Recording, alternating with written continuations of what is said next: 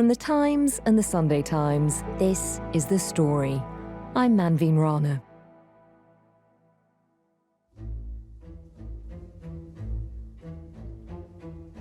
Two centuries ago, in Paris, bringing down the Queen involved a very public execution. Now, it's more likely to be a jeering mob of cyberbullies attacking the First Lady, Brigitte Macron, online. Brigitte est une femme menue, une femme maigre, menue. We're told that Brigitte is a petite woman, a skinny, petite woman, but she doesn't have the characteristics of a petite woman in her skeleton. Son squelette n'est pas celui d'une femme menue. From the moment her husband came to power, false rumours have swirled around Brigitte Macron and her sex online. Those rumours took on a life of their own as they went global. I would stake my entire professional career on the fact that Brigitte Macron, the current First Lady of France, was born a man. But now, the Macrons are fighting back. French President Emmanuel Macron and his wife Brigitte are suing right-wing podcaster and conspiracy theorist Candace Owens. In France, 10 people are standing trial for online harassment of the French First Lady. The latest trial started yesterday in Paris. What political impact have these rumours and the court cases had on President Macron? And in this very modern political parable, in a world of fake news, is it worth fighting for the truth?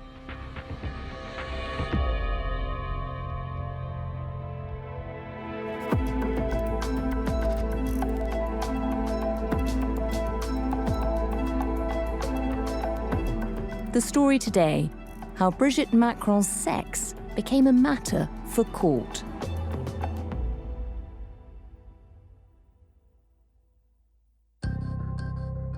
Charles, we're talking on Monday. Just tell us what's happening in a court in Paris today. What is the big story? There are 10 people on trial, 8 men and 2 women, as a result of President Macron and his wife Brigitte's campaign to stop a wild internet story that Mrs. Macron, Brigitte Macron, is in fact a man or was born a man. That's Charles Bremner, who writes for The Times from Paris, a city he's been reporting on for 25 years. They've taken legal proceedings all over the place in France and more recently in the United States against Candace Owens, the influencer podcaster. And today we're seeing the first or the second French trial over this subject, and they're being accused of cyberbullying the Macrons. And Charles, for you, how unusual does this story feel? Because, here in the UK, we talk about politicians' private lives all the time. They're often featured across the front pages. But this does feel like a momentous break for France. People have been talking about French politicians' private lives quite a lot too. If you remember, President Hollande was more or less brought down by a magazine showing pictures of him arriving at his mistress's house in the early morning. What is new is that this is an attempt to quash a totally scurrilous and fantastical, imagined but nasty internet rumour, which is being fed by very powerful influencers. Well, Charles, take us back to that particularly nasty rumour. How does the whole story begin? The story that Brigitte Macron was born a man came out pretty soon after President Macron was elected in 2017. It did the rounds amongst the wilder conspiracy theorists online. There's a very ancient French tradition, an ancient human tradition, but French tradition of scurrilous rumours about rulers. So if you remember, Marie Antoinette, the Queen, was alleged to have been up to all kinds of things before the Revolution in the 1780s. She was alleged to be not only have lots of lovers, but involved in orgies and lesbianism and all kinds of other things, and theft of state property and stealing money and all kinds of other things. But that was all distributed by leaflets at the time amongst the population leading the years leading up to the revolution. This time the internet is what does it, and it's a lot more powerful.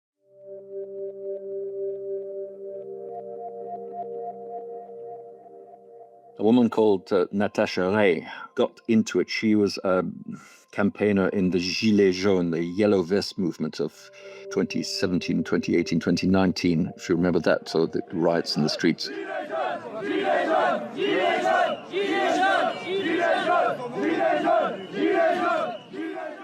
These were protesters against the Macron government in about 2017. Yes, they really took off in 2018 and then 2019. These were, it was a grassroots revolt closely linked with the right wing, the hard right, and conspiracy theorists tied in later with the anti-vaccine movement.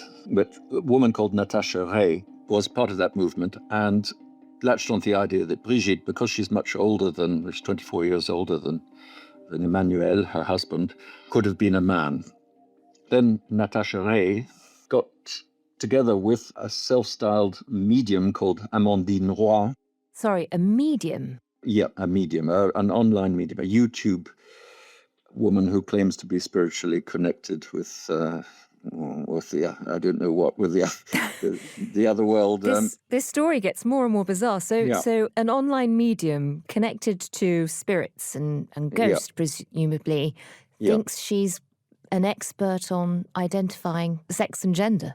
Yeah, she got together with Natasha Ray, the two women, and put out a series of YouTube broadcasts or talks on this subject, and that is what took off from December and January 2021. Bonsoir Amandine, je vais très bien et bonsoir à vos auditeurs. It's the official version of the story of her past life. Now, there's a large number of anomalies that are riddled with improbabilities, contradictions, and confusion. There are double or triple versions for certain elements. There is, in fact, nothing that holds up. Pour certains éléments, il y a...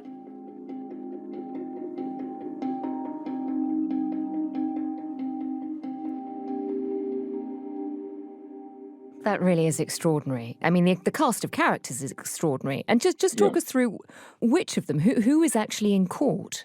There are 10 people on trial. Those two are in court for the second time. They've been in court already. They were in the first object of the Macrons' attempts to quash this. They had a trial. They were convicted of defamation and fined a few €100. And then there was an appeal trial. They appealed, and in July this year, they were acquitted on appeal, not because the judges said Brigitte Macron was born a man, but because the judges said that they were expressing a legitimate opinion rather than libel. Then several of them are not well known. They're not known at all. They have not even been named publicly. The prosecutors went after the alleged ringleaders, the medium, the Gilets jaunes, and also a man called Aurélien Poisson-Atlan. He has a popular, or had until it was taken down, YouTube blog under the name of Zoe Sagan, a woman's name. It was meant to be an artificial intelligence woman commenting on the news. The others are pretty anonymous characters. What the prosecutors said are a representative sample of people online who pass on the Macron rumor and comment on it. People from various ordinary professions around France.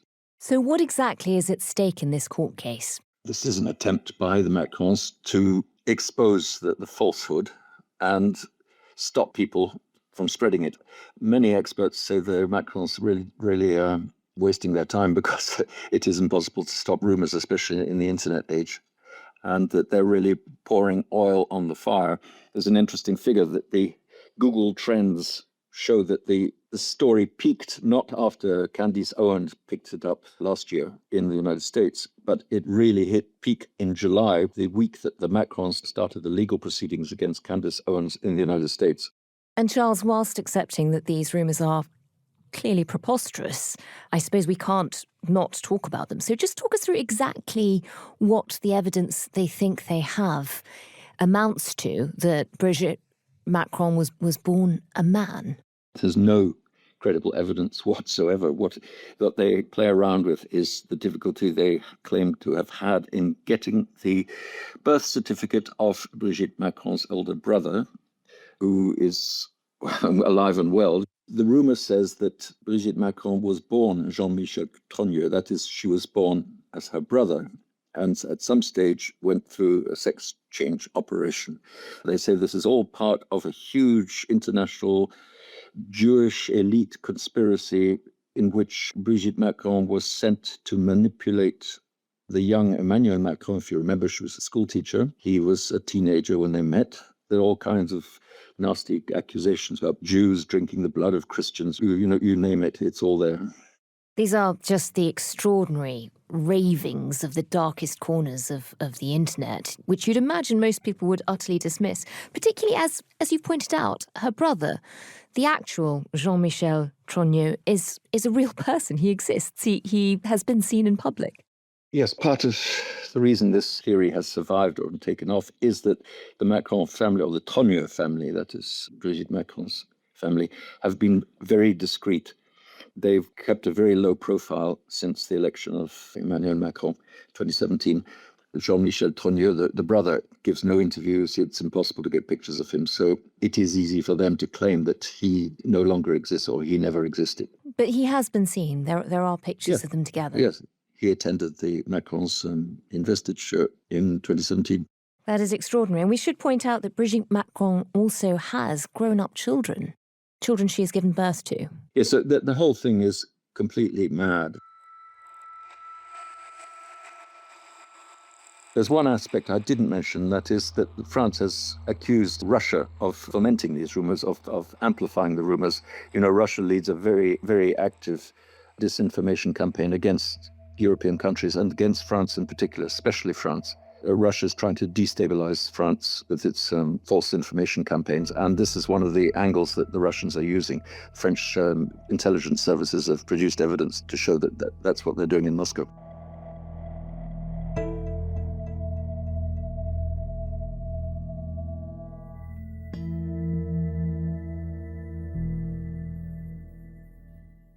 For the Macrons, given that these rumours emerged quite early on in Emmanuel Macron's time in office, at what point did they start to pay real attention? At what point did they decide they were worth taking on?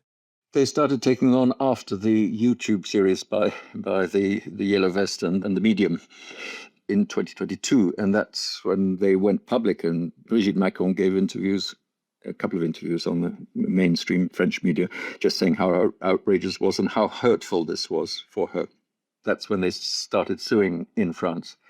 And the whole thing quietened down between 2022 and 2024, partly because of just boredom of the public. There was nothing new about this. And also Macron's very aggressive legal moves in France were intimidating people. What changed it was when Xavier Poussard, the journalist, got in contact with Candace Owens in 2023-24 and laid out before her his version. And this is when it becomes an international problem for the Macrons. So just tell us a bit about that. When Candace Owens got involved, how did that change how famous these rumours were becoming and the sort of attention they were getting? It boosted it enormously and globally, because instead of a few 100,000 French people reading about it, they suddenly had millions. Candace Owens has millions or even tens of millions of people who follow her output on YouTube and her podcasts. I'm one of these rare birds, because I'm nosy, that if I see something happening in another country, I will take the time to pick it up in the foreign language and then interpret it into English and to try to read and understand it. And just tell us a bit about Candace Owens, for people who haven't heard of her. Who exactly is she? Why does she have as much influence as she does? He's a very articulate, hard-right journalist in America. Feminism it's the biggest joke in the entire world. Nothing that feminism aspires to today, modern feminism, makes women happy. I don't even understand it anymore. Television media presenter originally. She was sacked from the outlet she was working for being even too extreme, and has latched onto this Brigittologie, this whole doctrine of Mrs. Macron being a man. If you were like Candace Owens is a man and never grew up, in Stanford, I'd be like, yearbook, here's me and my family. It's just like, it's such an easy thing to debunk. Like, why is this going on for years? It gets Candace Owens millions and tens of millions of views, which have brought her in a great deal of money. Like, why is this going on for years? And so that's what caught my attention, looked into it, and 1,000%. She was born a man, lived as a man for 30 years, and then transitioned at some time in the 80s. It does tie in with the themes that she promotes in the United States, which is the view that there is a secret elite conspiracy in the world of corrupt elite people who are, of course, always pedophiles. So in a way, this sort of taps into a lot of the theories we were hearing from things like QAnon in America, I suppose. Charles, you've talked about how this case, these terrible lies received more attention than ever when the Macrons decided to take them to court. Why do you think they did that? Both Brigitte and Emmanuel Macron have said they felt they had no alternative because this was causing such emotional damage on them and pain.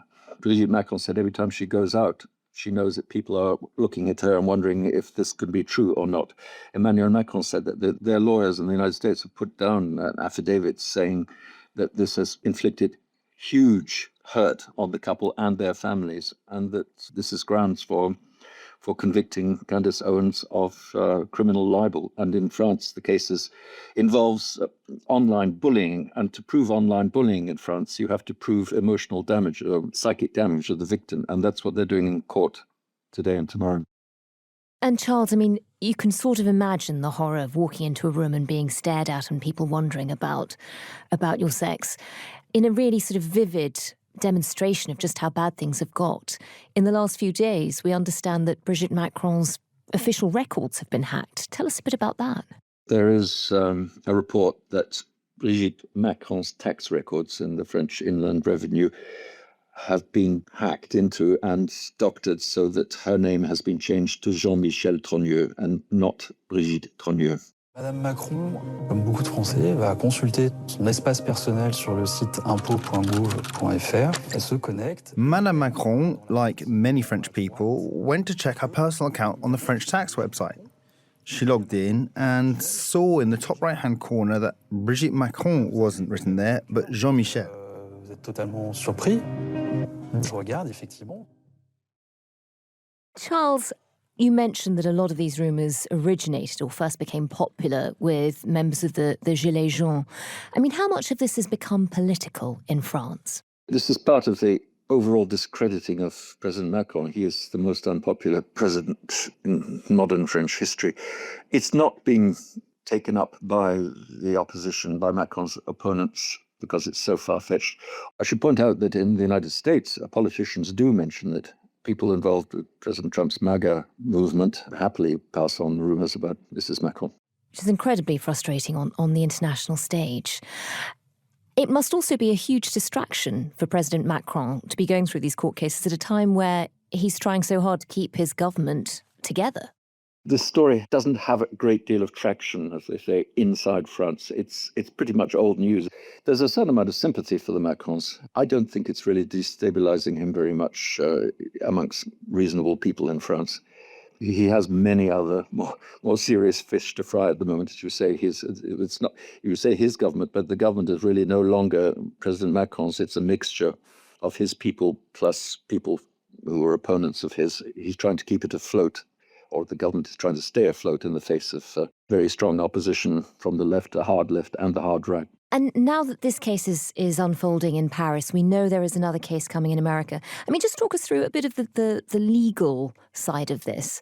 How different are those cases? Because the law obviously is different in both countries. What is he trying to prove with this case in France, and what will he have to prove in America? America's the difficult one, a very difficult one, because public figures almost never win libel cases in the United States, or defamation cases they're called, because the plaintiff has to prove beyond all doubt that the libelous statement was made purely out of malice, and proving malice is quite difficult.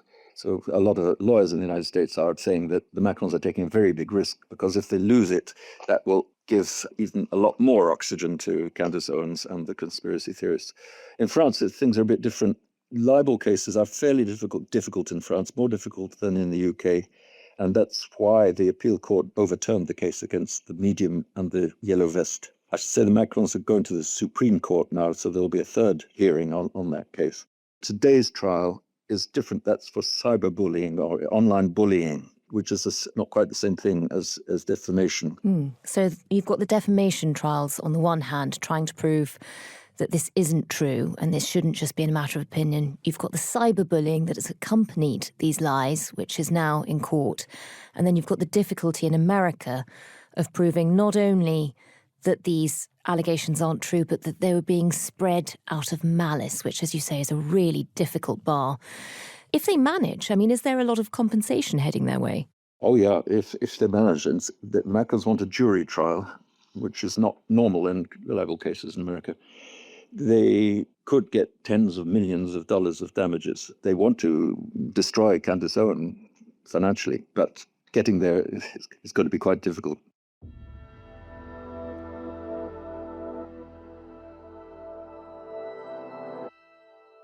Charles, on that, is this wise of the Macrons? You can understand their anger, you can understand their despair, but, you know, as you say, they've actually drawn so much more attention to these allegations. Is it wise of them to be pursuing it? My personal opinion is no, because they're drawing attention to something that is impossible to stop, I think. The fake news has been much broader, wilder and wider for the last few years, believed by many people, and nothing seems to be able to stop it. I think the best thing is to do, as European royal families used to do, is just ignore it, try to be above it. Dictatorships, of course, have always gone after dissidents who criticize the regime, whether true or false. But in our open democratic societies, it's an impossible goal, I think.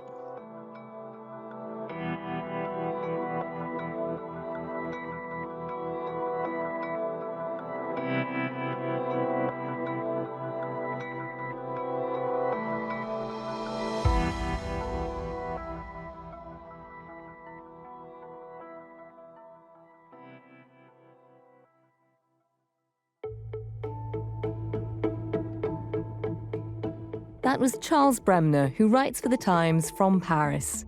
The producers today were Olivia Case and Micalea Arneson, with help from Edith Rousselot. The executive producer was Kate Lamble, and sound design and theme composition were by Mal Lassetto. If you can, do leave us a review wherever you get your podcasts. Thanks for listening. We'll be back tomorrow.